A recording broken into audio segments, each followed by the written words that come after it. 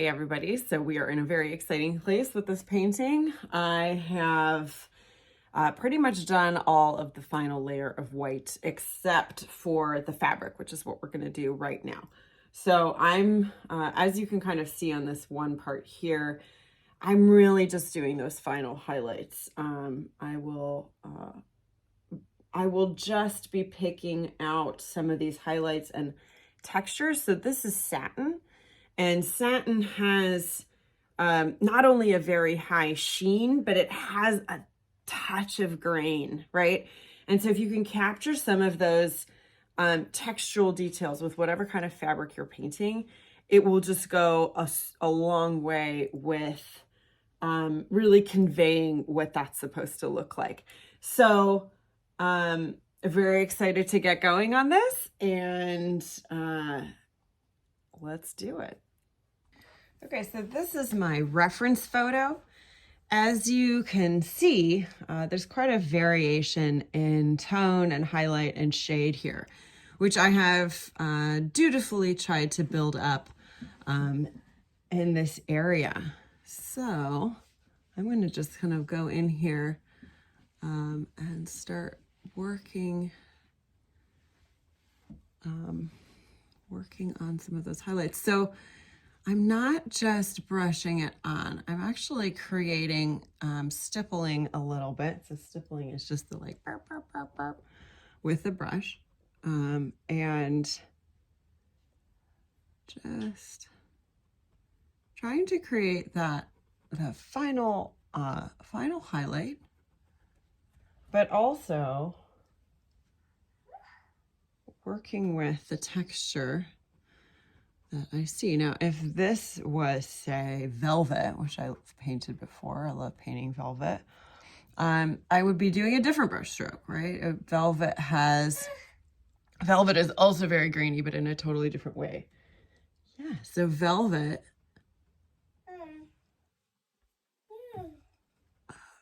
has a softness, which of course makes sense, right? Velvet has a softness, and satin has a crispness to it that I think is very important to kind of maintain in this final process. So I'm just going through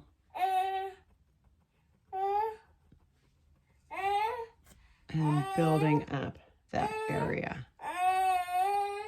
As I'm sure you could hear the baby in the background, we are trying a video that is not during nap time. So we're experimenting here in a lot of different ways. So I'm kind of keeping one eye on the painting, one eye on the baby, and that is life, right? I think it's very important if you have a committed practice to any kind of art making that you find a way let's just stop there, hard stop, that you find a way, right? Because finding that way is going to make it sustainable. And even if it seems impossible to do, even if life pulls you away from the canvas, I urge you to find a way to come back to it. It's like any kind of practice, right? I mean, if you meditate, if you do yoga, if you go to the gym, any of these things, life is going to always find a way to drag you away from it. But the only way to make it something that not only you come back to, but you find the process in which you can continue to do it, even when life is very busy trying to drag you away from it. That is the commitment. That's the true commitment. And for me, painting is a non-negotiable. I tried at one point to stop painting. Well, actually, let's be honest. I tried twice in my life to stop painting. I can't do it. The first time was I was doing a study abroad in Milan, Italy, and I just straight up didn't have any art making materials. I wasn't there for art. I was just, there as you do for any kind of study abroad. So it was very loosey-goosey, and I didn't have any art making materials at all. I got about halfway through the 6.5 months I was there, and I was losing my mind. I was having insane dreams, nightmares, and I was so depressed and so all over the place that I just went to a hardware store, because that was the only place I could find that had any kind of art making materials available. I went to a hardware store. I just got a bunch of whatever and made a bunch of strange art that I do not have with. I've left it there when I moved, when I came home, and never to be seen again. Don't eat that, sweetheart. So I just had to purge my brain, and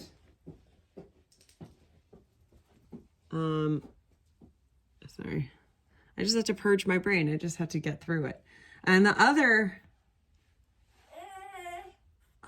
time was another kind of difficult time. I was very depressed. I was trying to figure out what on earth I wanted to do with myself. It was after grad school. And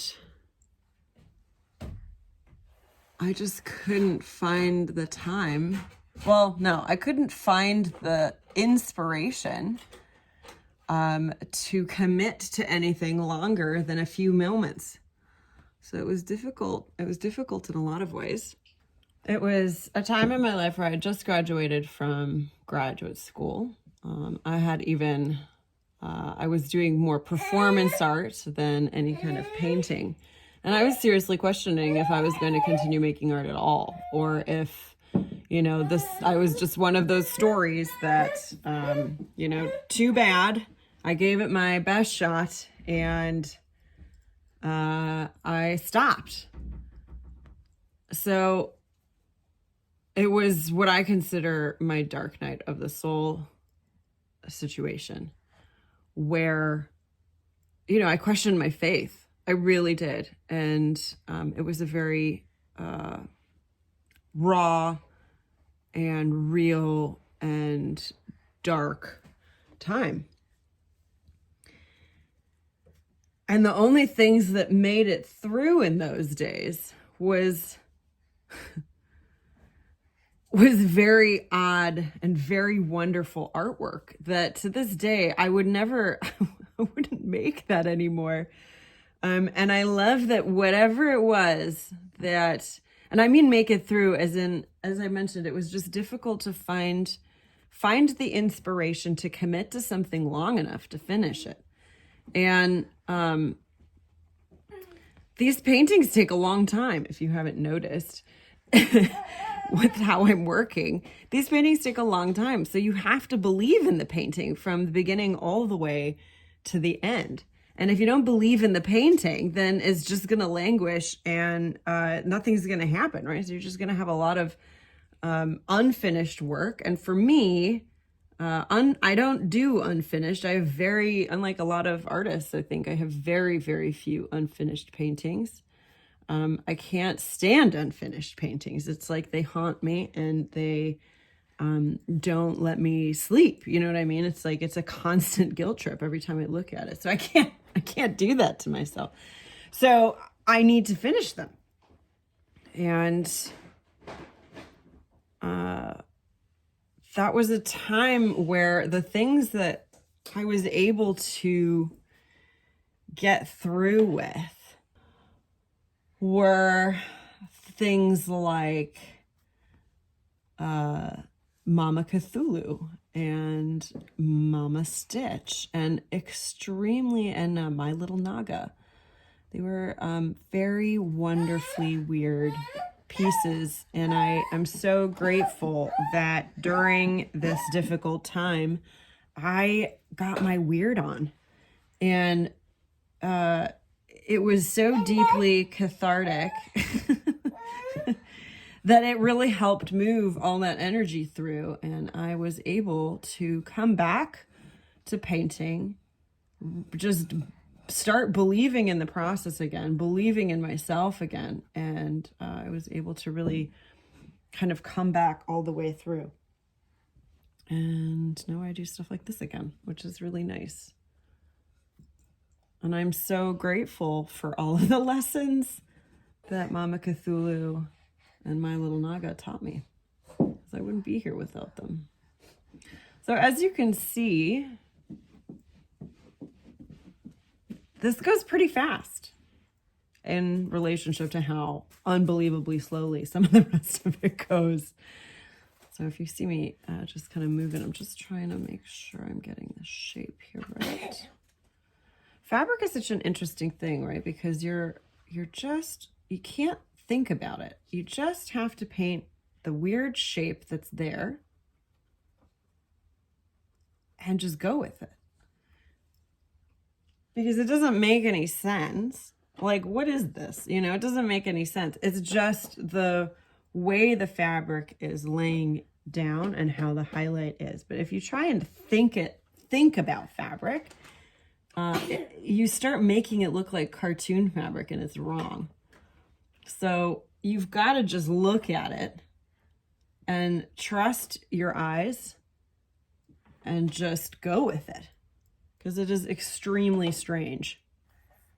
So as you can see, because I'm just doing the big highlights, there's a lot I'm not covering because I don't need to. I already did all that. So when I go in with color, I'm going to see how they look, first of all, after I do a color glaze over this entire thing. I'm going to observe what is still needed, right? This is a constant game of observation. You're looking at your reference and you're making sure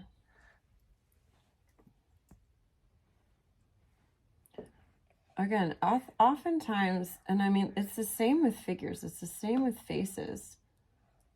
We so often paint what we think we see, not what we actually see. And when we paint what we actually see, it's correct. When we paint what we think we see, we have something that's more cartoonish. You know, I struggle, everyone struggles with this. This is not, this is not something that is just you. This is literally something that everybody struggles with.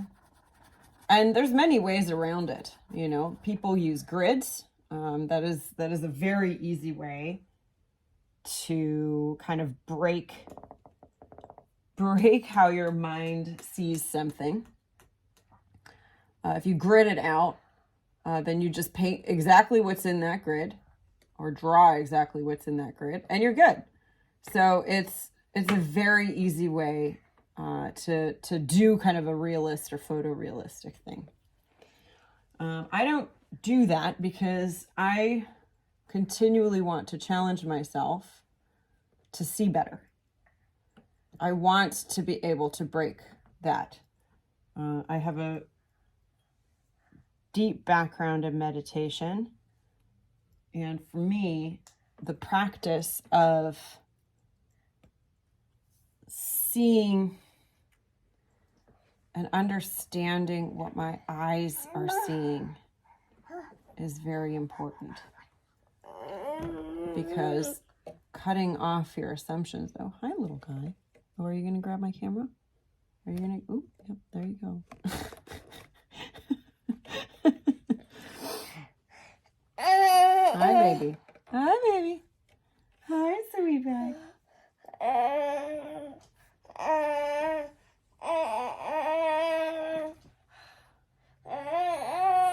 Oh, yeah? He's going to teach the class now. Yeah. Yeah. Yeah. Uh-huh.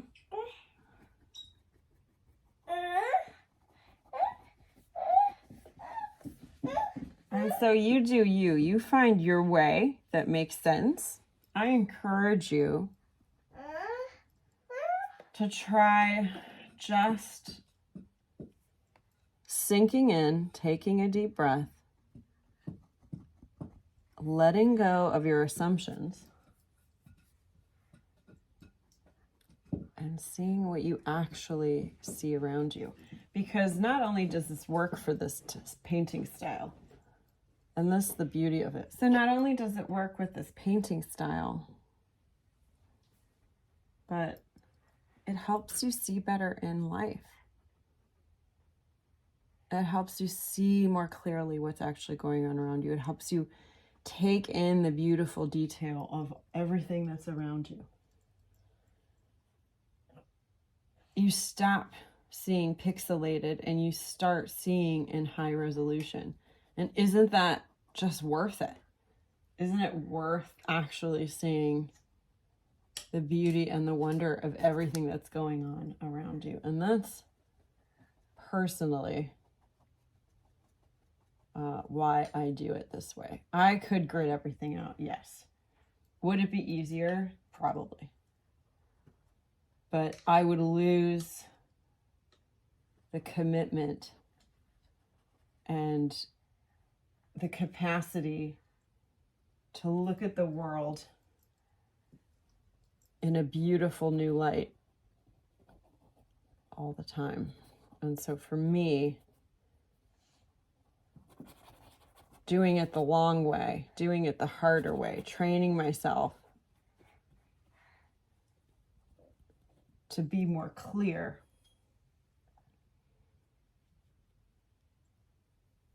is the better option.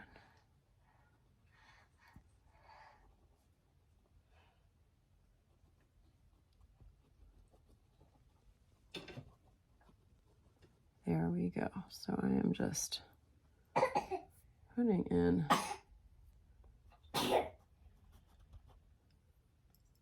oopsie bobs.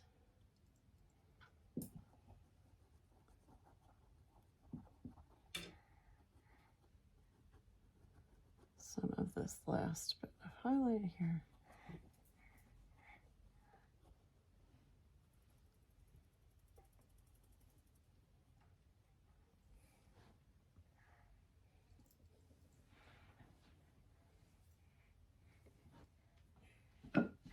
And making sure I've got it. Okay. There we go. So I've now done all of the tippy top white highlight of everything, background included, as you can see. So next up is color.